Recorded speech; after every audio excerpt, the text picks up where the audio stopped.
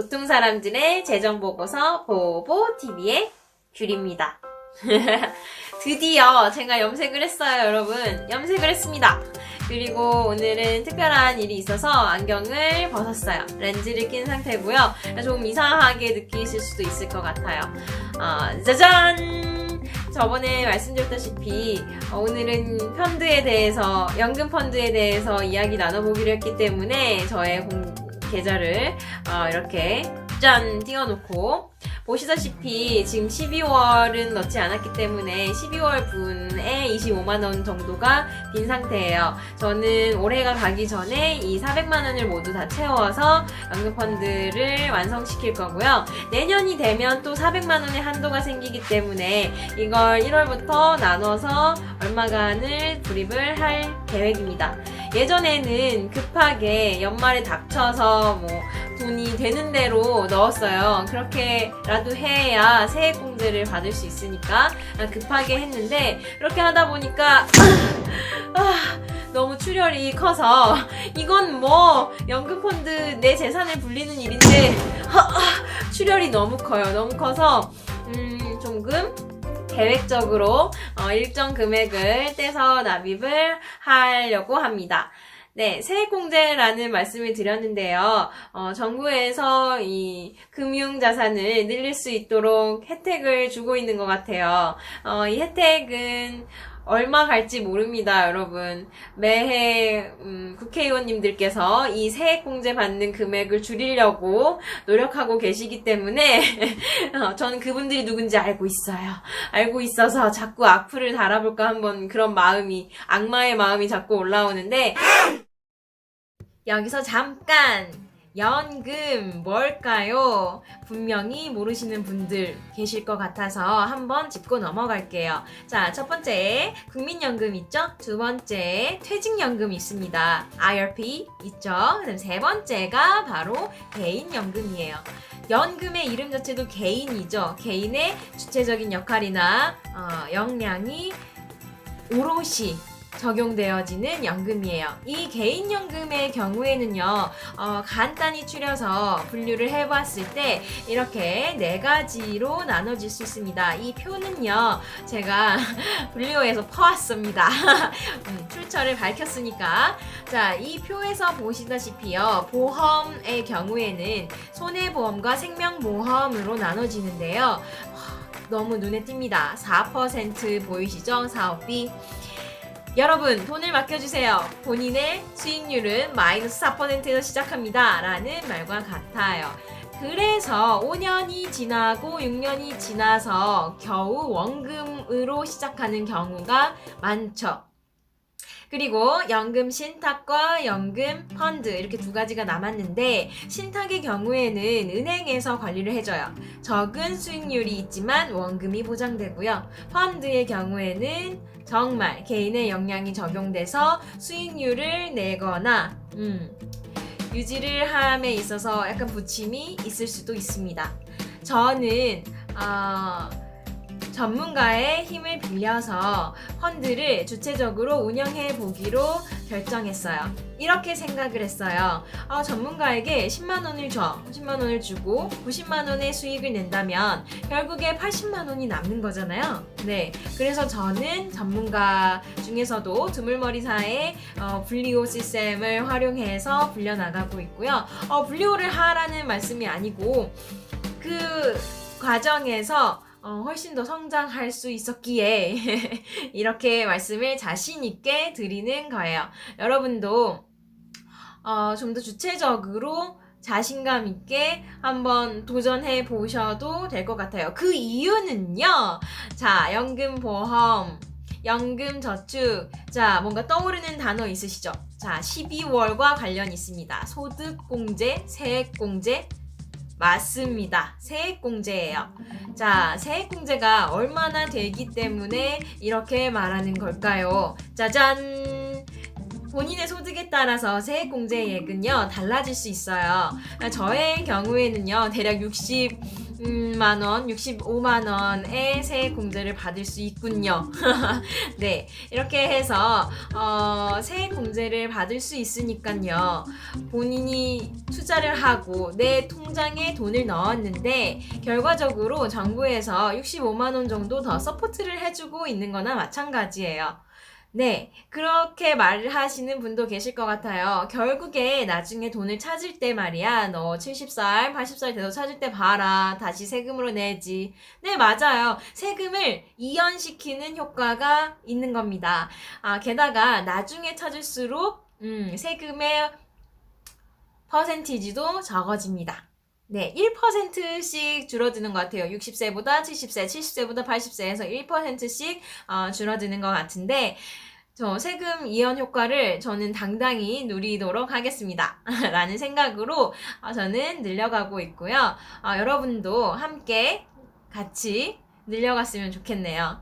Let's go!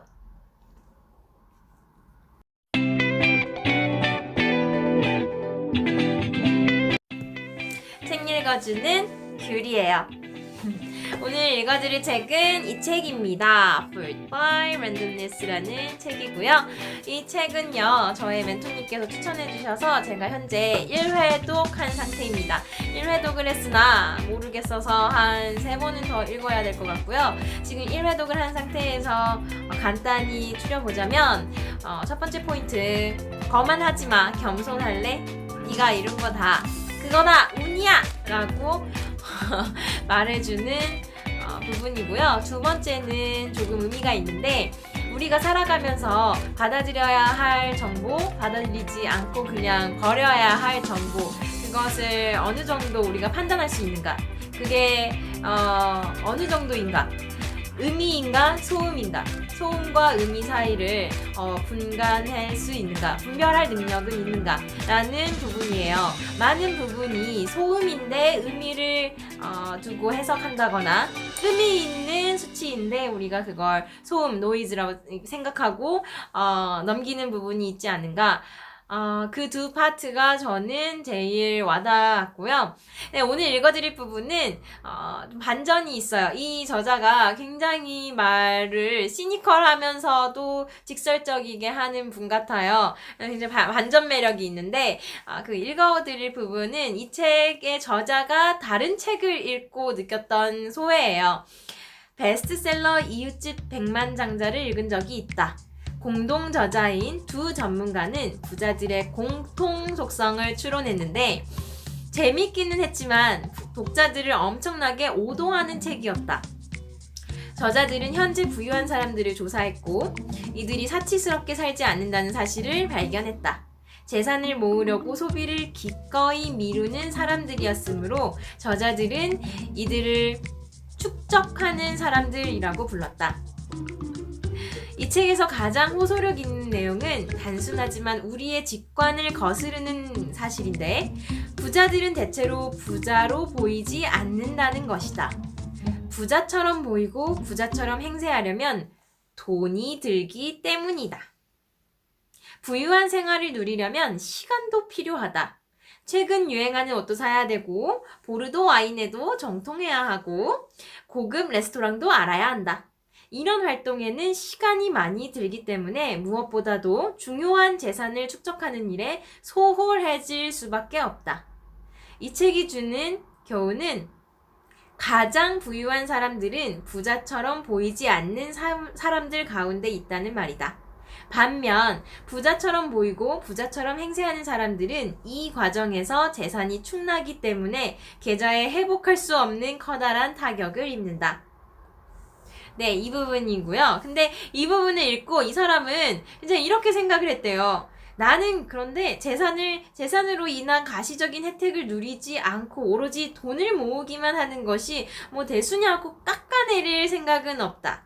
그런데 워렌 버핏 같은 억만장자가 되기 위해 개인적 습관, 지적 즐거움, 생활 수준을 희생할 생각은 별로 없다. 작은 집에 살면서 검소한 생활을 받아들여야 한다면 부자가 될 이유가 없다.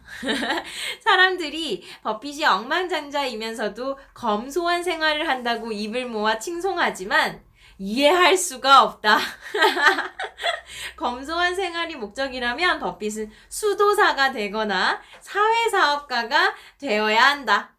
부자가 된다는 것은 순전히 이기적인 행위이지 공익적 행위가 아님을 기억해야 한다. 자본주의 사회의 장점은 박애가 아니라 탐욕을 이용할 수 있다는 점이다. 부자가 되는 행위는 도덕적 성취가 아니며 이런 내용 때문에 이 책이 잘못됐다고 하는 것은 또 아니다. 저는 이 부분을 읽고 너무 웃겼어요. 부자가 되기 위해서 소비를 기꺼이 밀었고 그렇게 절제를 해서 부자가 되는 거야. 그래놓고 또 절제하고 굉장히 선한 영향력을 끼치는 사람에 대해서 왜 그렇게 착하게 사는 거야? 막 이 저자가 글을 쓰면서도 막 왔다 갔다 하는 것 같아요. 마음이 왔다 갔다 막 하는 것 같아요. 이 사람은 되게 할 말 다 하고 살아서 좋을 것 같아요. 자, 더 읽어보자면요. 이웃집 백만장자에 등장하는 영웅들은 투자를 위해 소비를 미루면서 재산을 축적하는 사람들이다. 이런 전략이 효과적이라는 점은 부인할 수 없다. 돈을 낭비하면 결실이 없기 때문이다. 낭비를 하면 결실이 없다라는 말은 정말 찰떡 같은 말이에요. 당연한 말이죠. 근데 그렇게 되나요? 쉽지가 않습니다. 노력이 필요해요. 그래서 항상 가치 있고 결실을 맺는 일들은 부단한 노력이 필요한 것 같아요. 연금 펀드를 넣으려면 돈을 미리 빼놔야 됩니다. 남는 돈으로 저축하면 안 돼요.